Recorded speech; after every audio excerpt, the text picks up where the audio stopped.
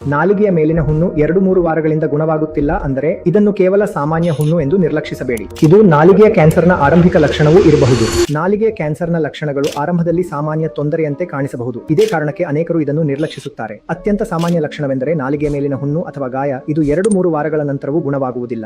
ಇದಲ್ಲದೆ ನಾಲಿಗೆಯಲ್ಲಿ ನಿರಂತರ ನೋವು ಇರುವುದು, ಆಹಾರ ನುಂಗಲು ಅಥವಾ ಮಾತನಾಡಲು ತೊಂದರೆಯಾಗುವುದು, ನಾಲಿಗೆಯ ಮೇಲೆ ಕೆಂಪು ಅಥವಾ ಬಿಳಿ ಕಲೆಗಳು ಕಾಣಿಸಿಕೊಳ್ಳುವುದು, ಯಾವುದೇ ಕಾರಣವಿಲ್ಲದೆ ರಕ್ತಸ್ರಾವವಾಗುವುದು ಅಥವಾ ಕುತ್ತಿಗೆಯಲ್ಲಿ ಗಂಟು ಕಾಣಿಸಿಕೊಳ್ಳುವುದು ಕೂಡ ಇದರ ಲಕ್ಷಣಗಳಾಗಿರಬಹುದು. ನೆನಪಿರಲಿ, ಪ್ರತಿಯೊಂದು ಹುಣ್ಣು ಕ್ಯಾನ್ಸರ್ ಆಗಿರುವುದಿಲ್ಲ. ಆದರೆ ಈ ಲಕ್ಷಣಗಳು ದೀರ್ಘಕಾಲದವರೆಗೆ ಇದ್ದರೆ ಅಥವಾ ಕ್ರಮೇಣ ಹೆಚ್ಚಾಗುತ್ತಿದ್ದರೆ ತಡಮಾಡದೆ ಆಂಕೊರ್ಕಲಾಜಿಸ್ಟ್ ಅಥವಾ ENT ತಜ್ಞರನ್ನು ಸಂಪರ್ಕಿಸಿ. ನಾಲಿಗೆಯ ಕ್ಯಾನ್ಸರ್ ಎಷ್ಟು ಬೇಗ ಪತ್ತೆಯಾಗುತ್ತದೆಯೋ ಅಷ್ಟು ಉತ್ತಮ ಚಿಕಿತ್ಸೆ ಮತ್ತು ಗುಣಮುಖವಾಗುವ ಸಾಧ್ಯತೆ ಹೆಚ್ಚಿರುತ್ತದೆ. ಈ ಲಕ್ಷಣಗಳು 2-3 ವಾರಗಳಿಗಿಂತ ಹೆಚ್ಚು ಕಾಲ ಇದ್ದರೆ ಇವುಗಳನ್ನು ಯಾವುದೇ ಕಾರಣಕ್ಕೂ ನಿರ್ಲಕ್ಷಿಸಬೇಡಿ. ಇದೇ ರೀತಿಯ ಕ್ಯಾನ್ಸರ್ ಜಾಗೃತಿಯ ಸರಿಯಾದ ಮಾಹಿತಿಗಾಗಿ ಆನ್ ಕೇರ್ ಅನ್ನು ಫಾಲೋ ಮಾಡಿ.